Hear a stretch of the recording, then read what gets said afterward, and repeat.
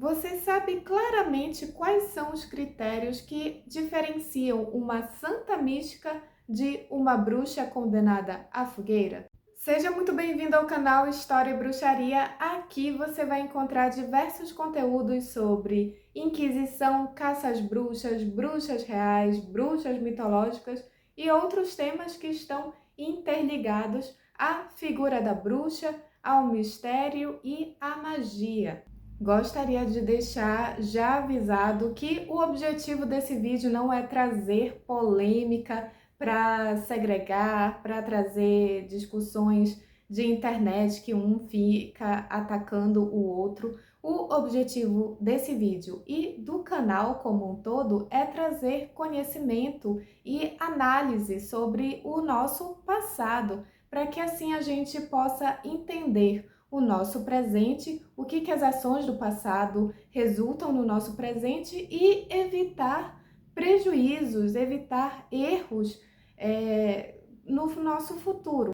Dito isso, o termo Santa Mística não é um termo, uma classificação canônica, e sim uma classificação teológica e espiritual. A palavra religião deriva do latim religare, que significa para nós o religar com o espiritual. Ou seja, a religião ela é um meio, um instrumento para o ser humano conseguir se conectar diretamente com o divino. É claro que existem muitas pessoas que não necessitam de religião, mas eu gostaria de deixar essa explicação sobre o objetivo da religião, porque para a maioria das pessoas é necessário esse meio, esse instrumento. E o problema nunca foi a religião em si, o problema foi o uso indevido dela e de determinados dogmas que não são sobre espiritualidade, mas sim sobre domínio e poder. A religião, ela funciona na vida das pessoas através dos séculos, através de lugares diferentes, de crenças diferentes, como uma espécie de porto seguro espiritual e emocional e também mental, porque ela dá um direcionamento. A religião, ela gera padrões de comportamento e nem todo padrão de comportamento necessariamente é ruim. Na verdade, o padrão, o objetivo de um padrão é ser um referencial. O problema é quando a gente traz esse padrão como algo a ser obrigatório para todo mundo, ou como se absolutamente todos os padrões eles se encaixassem na contemporaneidade, ou como se todos os padrões eles não necessitassem ser atualizados, não necessitassem ser estudados e transformados em algo mais saudável. Dito isso, assista por favor até o final desse vídeo antes de você fazer algum comentário já com um pré-julgamento, ok? Obrigada! Só mais um recado, prometo. Nós estamos na Semana do Consumidor, no momento em que eu estou postando esse vídeo, então vou deixar o meu link da Amazon na descrição para você conferir algumas das promoções que estão tendo essa semana. E se você estiver assistindo em um outro período, não tem problema, dê uma olhadinha no meu link caso você tenha interesse já em comprar alguma coisa por lá. É uma forma de você colaborar com o meu trabalho, de apoiar aqui o canal e você não paga nada além disso. Se você fizer uma compra pelo meu link, já vai estar me ajudando. Bom, para ficar mais dinâmico e prático comparativo esse vídeo, eu separei 3 santas místicas, que são as que estão aparecendo na capa desse vídeo, para comparar com 3 mulheres acusadas de bruxaria. As 3 santas místicas são em ordem cronológica: Santa Joana d'Arc, Santa Hildegarda e Santa Catarina de Siena. Já as 3 bruxas, para comparar, são Gabriela degli Alberti, Giovanna Motossa e Pimpinela. Além dessas três, é claro que a gente tem vários outros casos, mas falando especificamente das três santas místicas, nós também temos outras três santas místicas muito importantes na história da igreja, que não vão ficar nesse vídeo, mas que eu vou só mencionar caso você depois também tenha interesse de querer pesquisar mais sobre elas, que é a Santa Teresa de Ávila, Santa Brígida da Suécia e Santa Gertrudes a Grande. Para a gente entender como que uma é considerada santa e outra é considerada bruxa, a gente precisa saber o que significa ser uma mulher cristã ideal pela perspectiva da igreja e, consequentemente, né, pela perspectiva social da época. Aqui eu vou falar principalmente da Idade Média e da Era Moderna. Não, gente, nós não estamos na Era Moderna, nós estamos na Era Contemporânea. Então, a Era Moderna é do Renascimento até mais ou menos o período do movimento iluminista. Então, a gente vai falar aqui principalmente da Contra-Reforma, como que o papel da mulher é colocado nessa perspectiva cristã, social e o oposto disso, né? O que seria o oposto de uma mulher boa cristã. Na maior parte desses períodos, a gente não tem um Estado laico como nós vivemos hoje, né? A relação da fé com o Estado, com o poder monárquico, está entrelaçada. Então, vamos lá. Na Idade Média, quais são as palavras que são referenciadas ao ideal de mulher cristã? Obediente, humilde, silenciosa, casta, pudica, virgem, reclusa, frágil.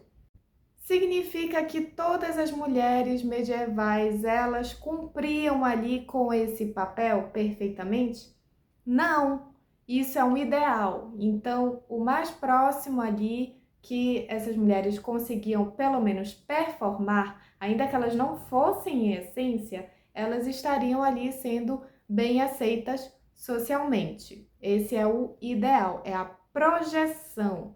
Quando a gente pensa no ideal de mulher, no ideal de um homem de determinado período, é a expectativa. Significa que necessariamente ela consiga cumprir? Não. Mas esse é o que pelo menos ela precisa aparentar, ok? O que também significa que, mesmo se ela for em essência, mas ela não conseguir demonstrar isso para fora, se ela não conseguir fazer a marca pessoal dela de mulher honesta, pode dar muito ruim para ela nesse período. A gente acha que brand, marca pessoal e tudo mais é uma coisa atual, mas na prática a sociedade ela vive muito de papéis. Isso não é uma exclusividade da Idade Média, do cristianismo, não, isso tem em todo mundo. Agora vamos pensar na mulher idealizada cristã na Era Moderna, no período do Renascimento, da Contra-Reforma e ali até mais ou menos o início do Iluminismo. Modesta, sim, essa palavra que agora está em alta no TikTok. Honesta, disciplinada, devota, mãe de família, submissa ao marido e temente a Deus.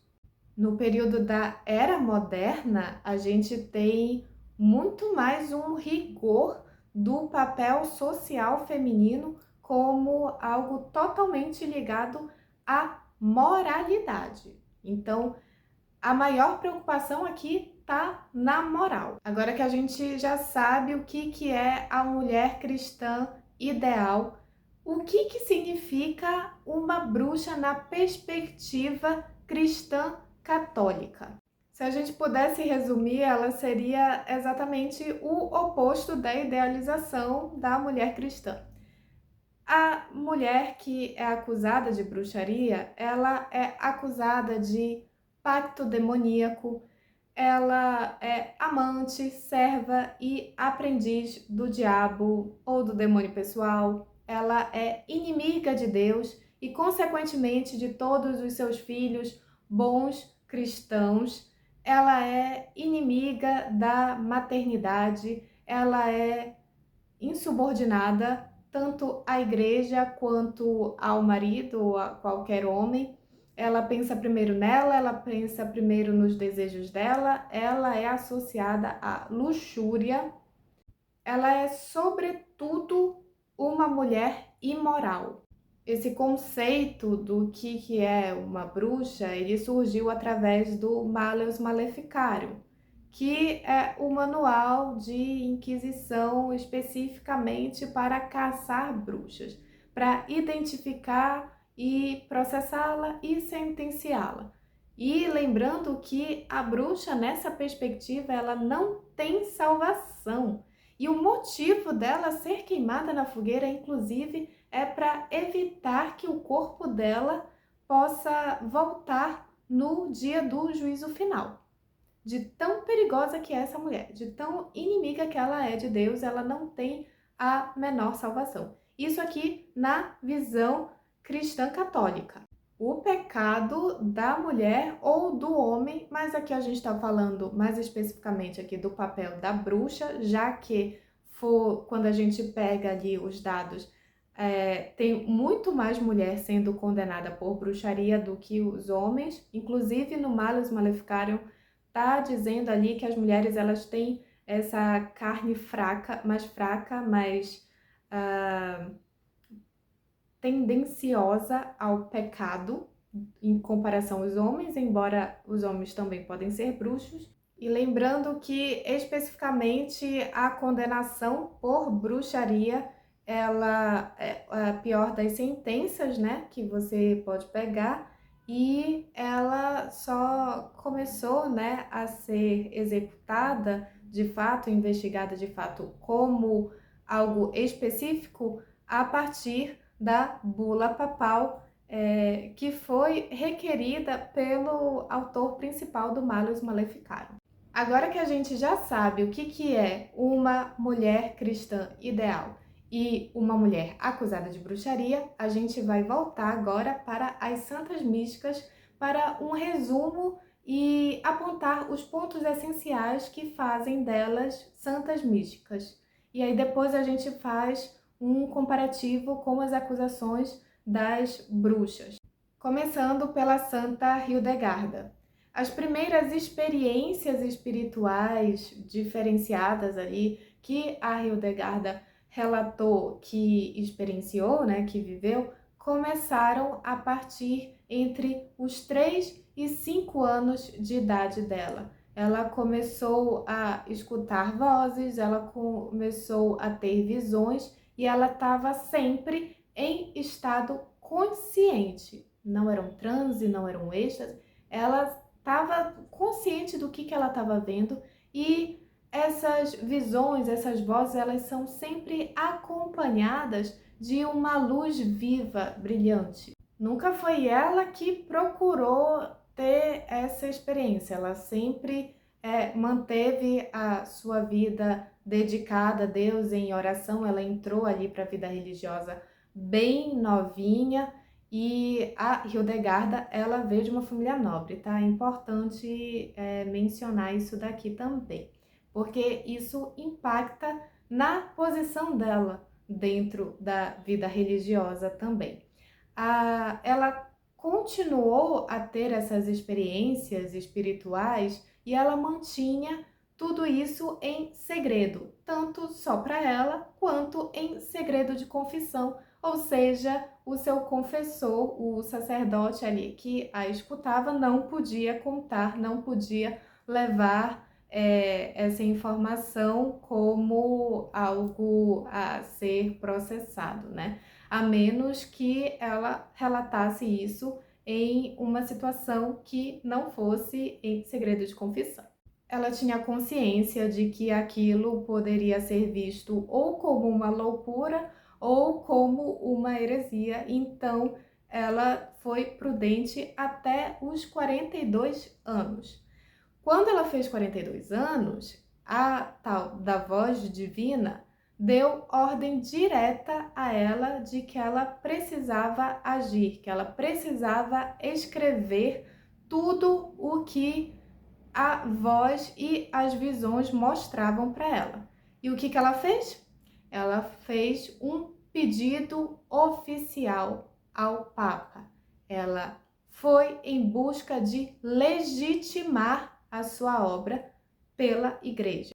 Entre 1147 e 1148, durante um sínodo da Igreja, os escritos dela foram levados e lidos na frente do Papa, que autorizou a Hildegarda a continuar a escrever e a publicar oficialmente. Então, ele deu o passe livre para que ela fosse relatar as vidências, as experiências dela espirituais. Aquilo foi visto como legítimo e parte oficial ali. A Hildegarda passou muitos séculos sendo, após a sua vida, sendo considerada uma santa local na Alemanha, mas somente em 2012 ela foi beatificada. E no mesmo ano, pelo mesmo Papa Bento XVI, ela foi reconhecida como doutora da Igreja.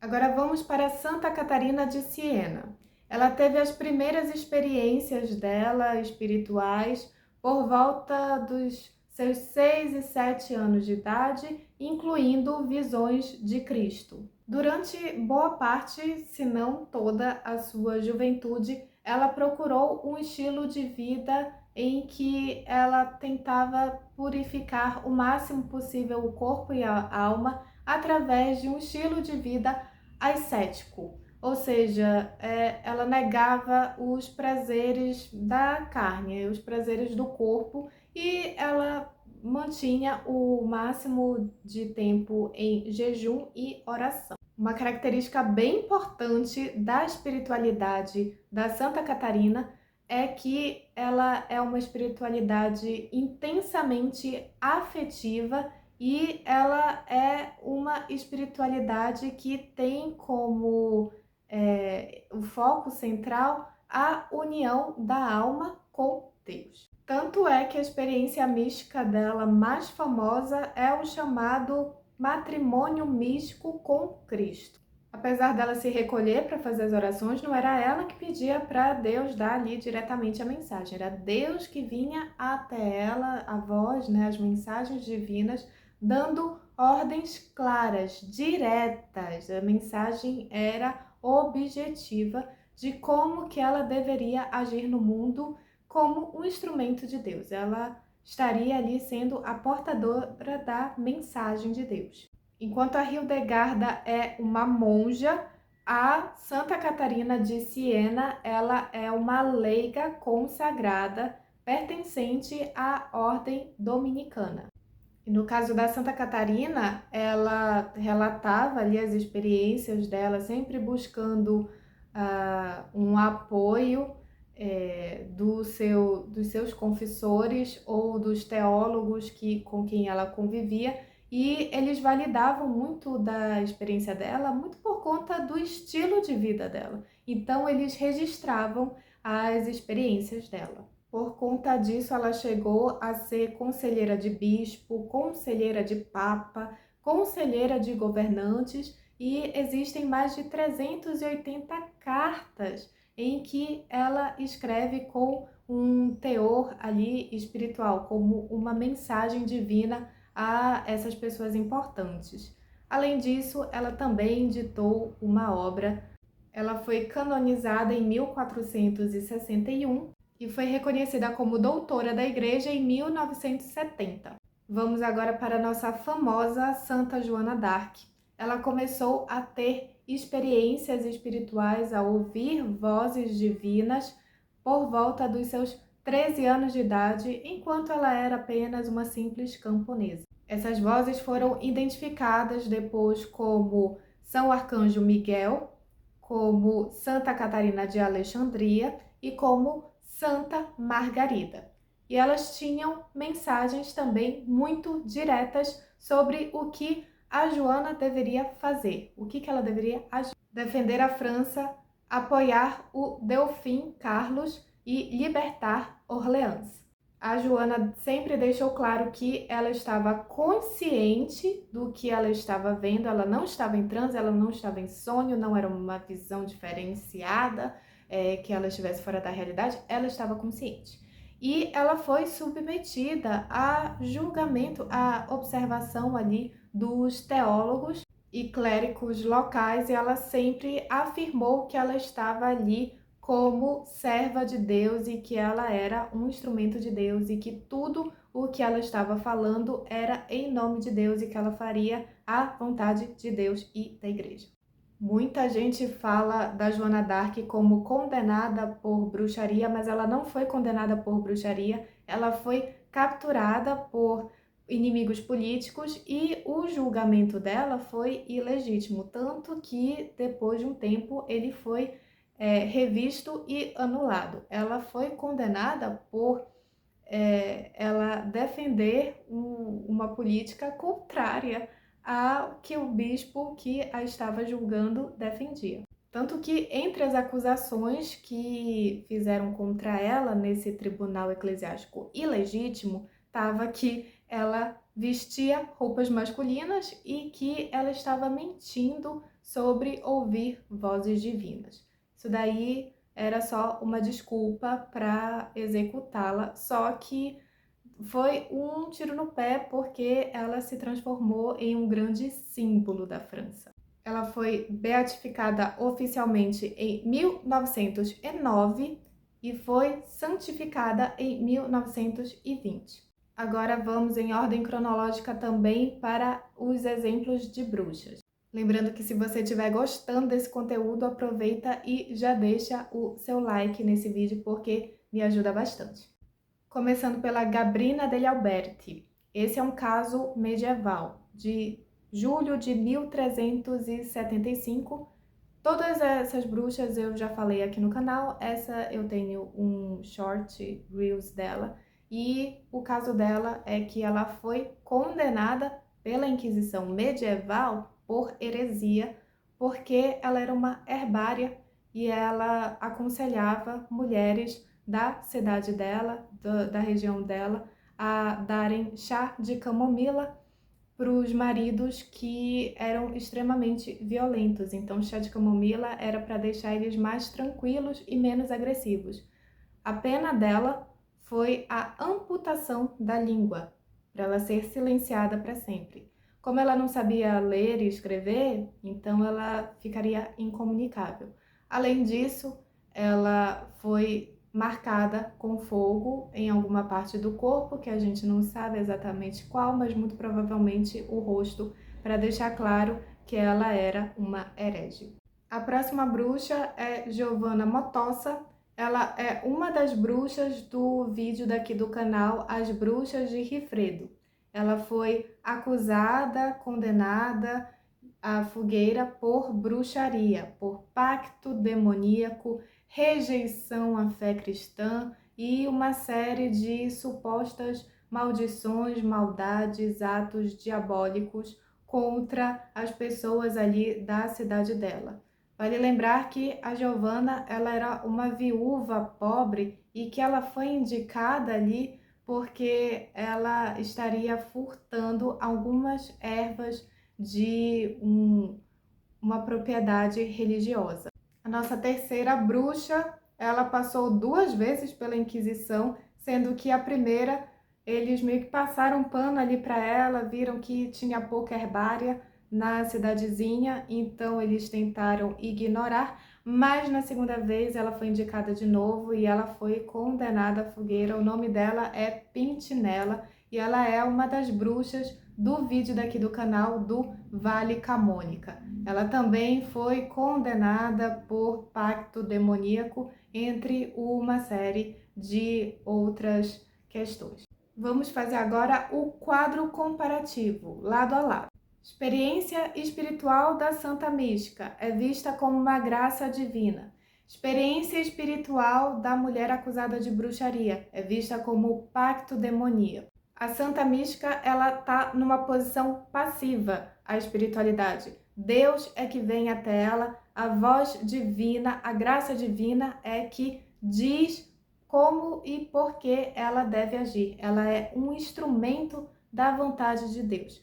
Na acusada de bruxaria, ela tem uma posição ativa, ou ela invoca uma entidade, seja uma entidade pagã que foi demonizada, seja literalmente o diabo, ou ela, por conta dos desejos egoístas e pecadores dela, ela atrai um demônio que se torna o demônio pessoal dela, e por conta disso ela tem essa postura mais ativa. A Santa Mística existe uma obediência à vontade de Deus. A bruxa, a mulher acusada de bruxaria, há uma ênfase na vontade própria. A Santa Mística, ela sempre busca a aprovação, a legitimação e a submissão masculina pela Igreja.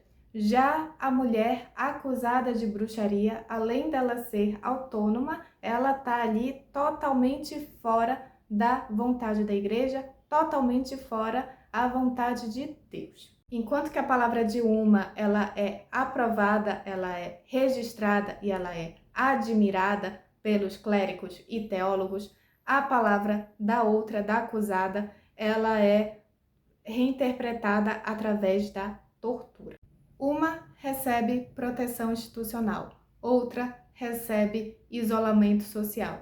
E olha que nesse caso aqui nós ainda temos a Joana d'Arc, né, que não conseguiu escapar da fogueira, mesmo que a questão não tenha sido por religião, por espiritualidade, tenha sido por envolvimento político. E ainda assim a instituição não conseguiu protegê-la, não conseguiu resgatá-la.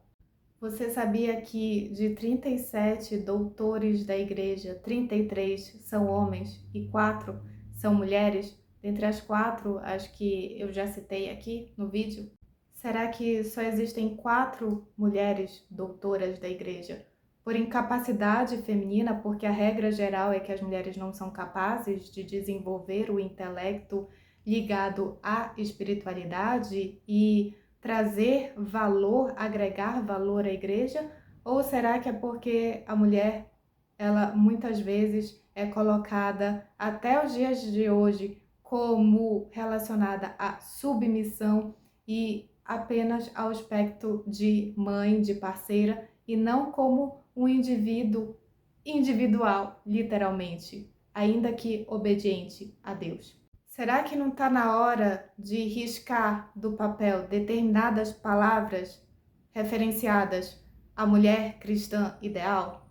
Será que não está na hora da igreja começar a estimular a voz feminina? Não no sentido de uma voz feminina que grita para ser escutada, mas uma voz feminina que encontra apoio no seu parceiro, encontra apoio na sua igreja, em que ela realmente possa ser vulnerável ali, em que ela realmente possa falar o que ela sente, falar a experiência dela, falar as vontades dela.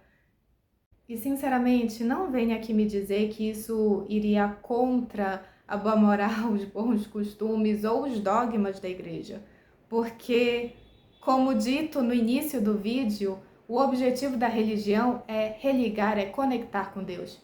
E em nenhum momento Deus, com a inteligência suprema que todos nós acreditamos que Ele tenha, independente da sua religião, mas se você é uma pessoa que acredita na espiritualidade, independente da nomenclatura que você dê para Deus ou para o Criador, por que que Ele colocaria um intelecto capaz de ser desenvolvido em um corpo feminino apenas para colocá-la, mantê-la como submissa à vontade de um outro ser humano, de um marido?